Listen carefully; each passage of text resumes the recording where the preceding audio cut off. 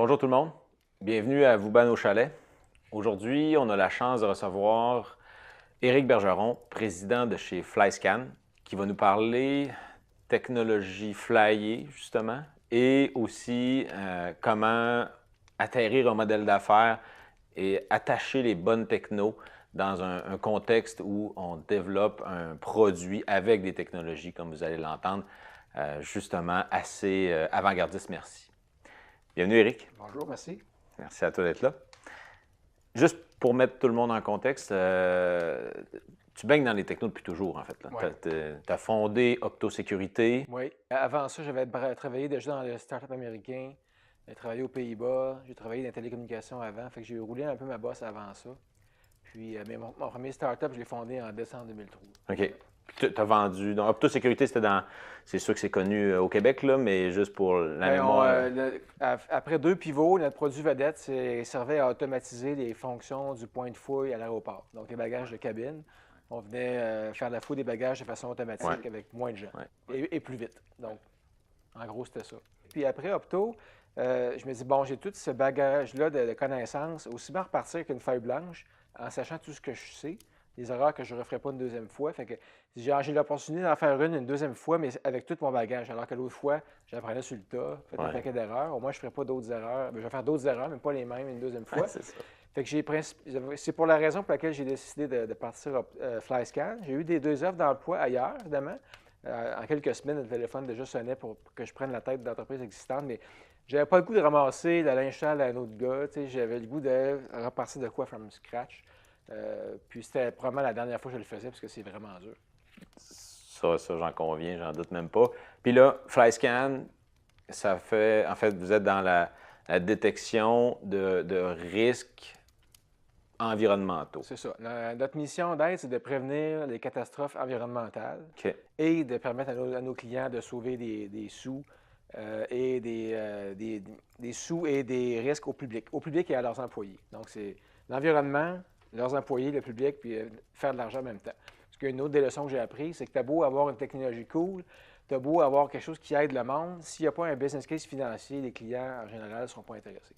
Fait que ça prend les deux. Ça prend une mission pour le bien-être. Moi, j'aime ça qu'on partir des compagnies qui ont un objectif pour le bien commun. Chez Opto, c'était pour prévenir les attentats terroristes. Là, c'est pour prévenir les catastrophes environnementales. Ouais. Avec un fort contenu technologique. J'aime ça faire. Je suis un peu un idéaliste dans ce sens-là. Il faut qu'il y ait une mission.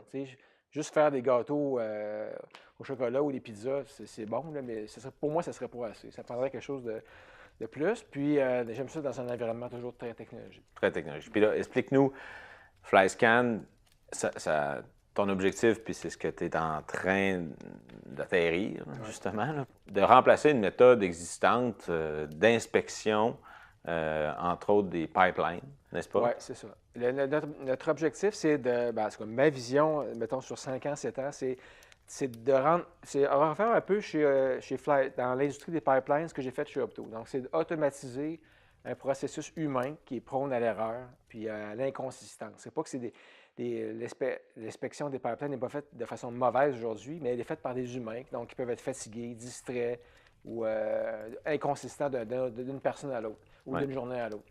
Donc, mon objectif, c'est d'automatiser ce qui est fait aujourd'hui de façon un peu, sans être péjoratif, artisanale. Donc, c'est fait de façon, en anglais, on appelle ça eyeball detection. Donc, c'est l'humain avec ses yeux qui regarde. Aujourd'hui, l'inspection des pipelines, que ce soit du gaz naturel ou du pétrole, c'est un humain, souvent qui va voler l'avion en même temps. Assis dans un avion qui regarde. Qui vole à 500 pieds, à 160 km/h, qui doit éviter les tours cellulaires, les fils électriques et regarder par la fenêtre pour détecter une liste d'environ 20 choses différentes. Tel que? Tel que dans la présence d'hydrocarbures au sol. Ça, encore là, pour que ce soit visible des airs, il faut que ce soit vraiment une grosse fuite. Oui. Tandis que nous, on a des détecteurs physico-chimiques qui vont trouver des petites fuites, là, des gaz invisibles. Oui. Automatiser la présence de machinerie qui creusent dans la servitude du pipeline. Fouillez-moi pourquoi, mais à chaque année, il y a des problèmes. Il y a des gens qui vont creuser, puis le pipeline se met à couler ou exploser. À chaque année, ça arrive. Donc, la détection de machinerie, détection de terre fraîchement remuée, donc le signe qu'il y a eu une machinerie la veille ou 2 jours avant. Détecter la présence d'érosion, des animaux morts, des marqueurs qui manquent, des feux, des sismographes, des terrains de golf qui se construisent, Il y a une liste d'épiceries incroyable. Là, puis, Tout ça, c'était dans la responsabilité d'un gars. puis qui, en même temps, vole. Alors, généralement, c'est une personne qui fait les deux. Parfois, il y a un opérateur qui fait juste ça, puis il y a un pilote qui fait juste voler. Mais en général, c'est une seule personne qui fait ça, puis il n'y a aucune instrumentation, il n'y a aucune prise de caméra. Non. Donc, c'est vraiment là, de façon humaine. Puis une des choses que j'ai appris, encore une fois, chez Opto, c'est qu'après 20 minutes à l'aéroport, vous voyez, le screener au point de fouille, il y a une rotation du personnel. Pourquoi? Parce qu'après 20 minutes, on est trop fatigué, on ne voit plus rien. Donc, les pipelines, les gens qui volent ça vont voler pendant 5 heures, 6 heures. Puis ils ne peuvent pas rester concentrés pendant 5 heures, 6 heures. Même si on a de très bonne volonté, ils sont expérimentés, les gens se fatiguent, puis on ne voit plus rien. C'est clair. Puis, donc, maintenant, les technologies dans tout ça. Il y a deux choses. Il y a un senseur électrochimique, c'est un laser. Il faut vraiment développer à l'INO à Québec. Donc, le laser, c'est la pièce maîtresse du système de détecteur de produits chimiques. Donc, on détecte des traces en parties par milliard, des traces de gaz qui filtrent au travers du sol quand les hydrocarbures approchent de la surface. Donc, ça, c'est de la physique. Ça marche, ça ne marche pas. Il y a un laser qui touche le sol. Il y a une réaction quand il y a des polluants qui détectent la présence de feu. Mais ça, c'est une chose seulement. Tout le reste, au début, j'avais vraiment une vision centrée là-dessus quand j'ai parti FlyScan. Puisque en parlant aux opérateurs, j'ai découvert justement tout le reste qu'ils font de façon manuelle. Puis là, à un moment donné, j'ai compris, c'est l'opportunité est là, c'est d'automatiser tout ce qu'ils font aujourd'hui. Puis les gens sont pas de mauvaise foi, mais il manque des choses, il manque des cibles. Et puis, c'est dangereux en plus. Fait que je me dis, on va automatiser tout ça, puis dans 5 ans, il va y avoir seulement des UAV, des drones qui vont faire ça. Ou s'il y a encore un pilote dans la loupe, le pilote va simplement voler. Tout le reste va être automatique. C'est ça. Le pilote va être sécuritaire, il va se concentrer sur son vol, tout le reste va être automatisé. Cool. Puis l'intelligence artificielle rentre là-dedans. Pourquoi? Parce que la physico-chimique, c'est de la physique. Mais tout le reste, c'est un processus humain. C'est l'intelligence humaine qui le fait. Fait quoi de mieux pour automatiser l'intelligence humaine que l'intelligence artificielle, qui, elle, n'est jamais fatiguée, n'est jamais distraite, n'est jamais en maudit après son voisin, n'est jamais un lendemain de brosse. Je ne veux pas dire qu'il y a des gens qui font la brosse, qui font la patrouille aérienne. C'est un exemple. Mais la fatigue. Mais la fatigue humaine. Toutes les choses qui peuvent affecter la performance d'un humain, le logiciel, lui, il ne l'a pas. La seule affaire qui peut l'affecter, c'est que le système plante. Mais sinon, l'ordinateur peut le dire, puis on reboot, puis on prend un segment de vol. Exact. Donc,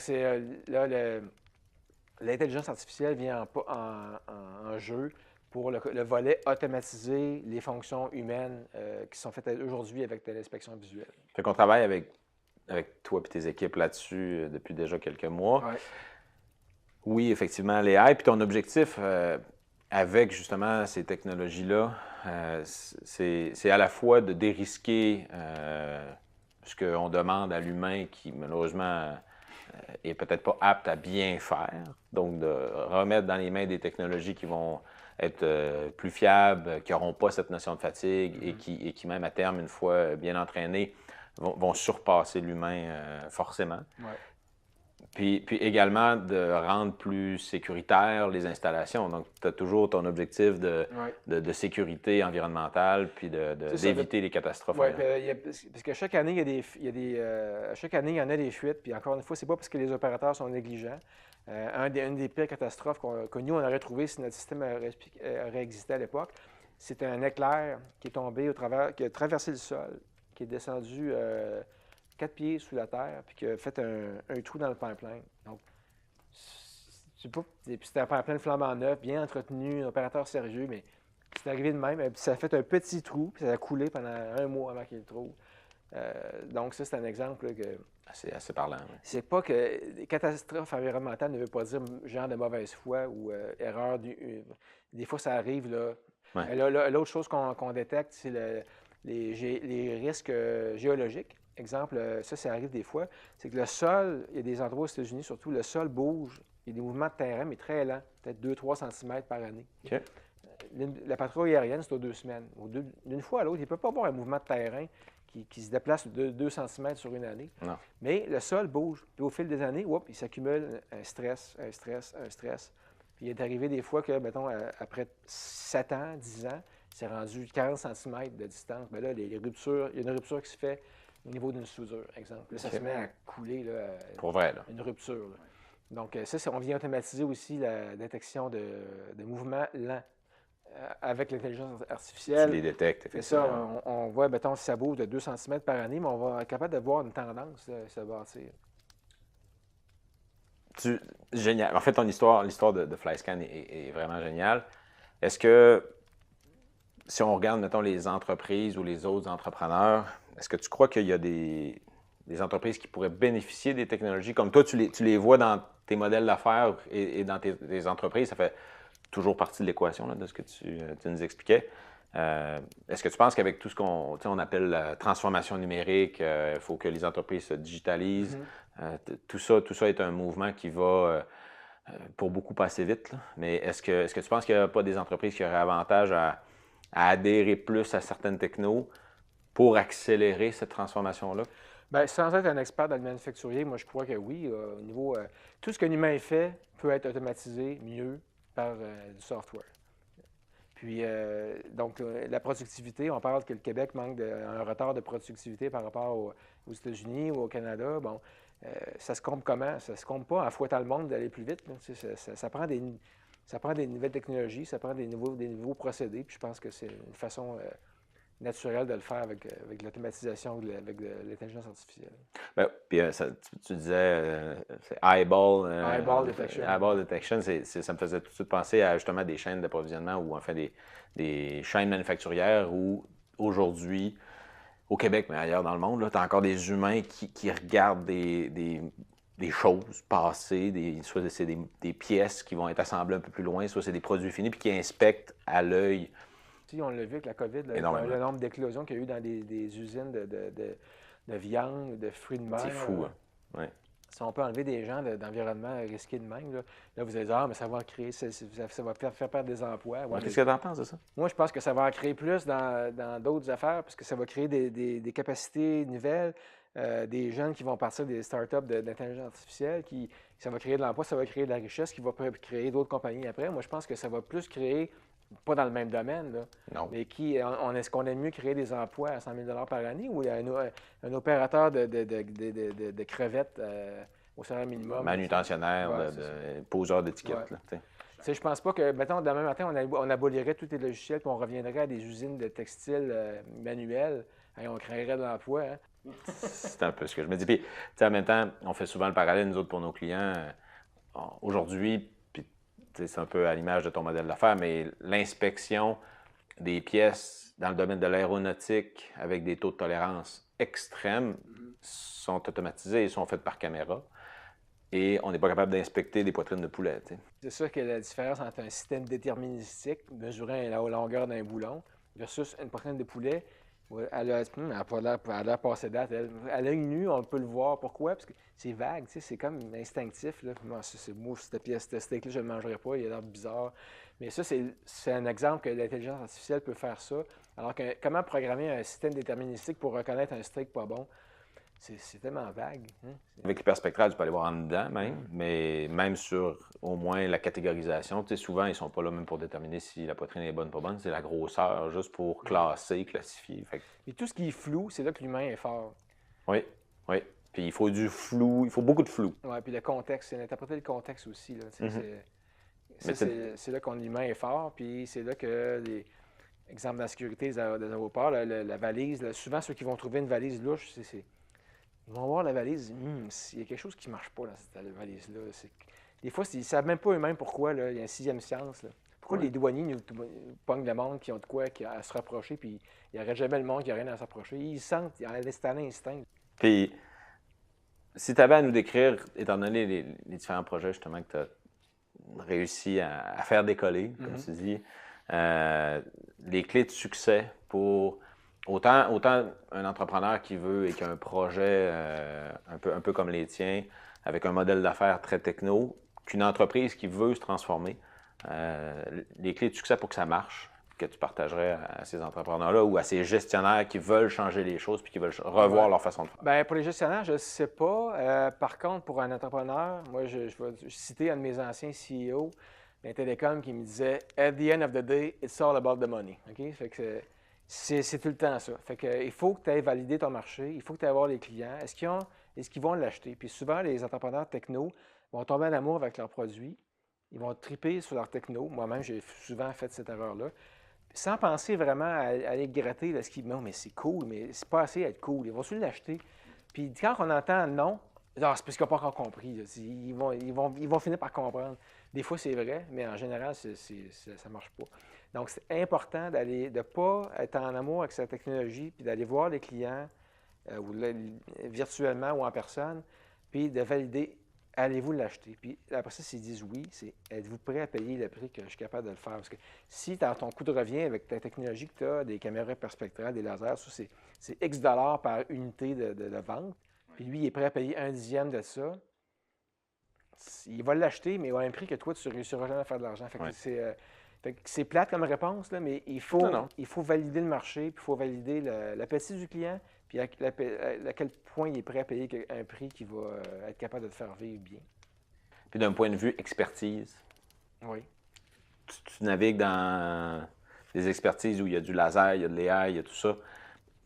Comment tu construis ton écosystème d'experts autour de tes plans d'affaires, autour de tes projets? Bien, il faut. Aujourd'hui, on a la chance d'avoir LinkedIn qui n'existait pas à l'époque. Là.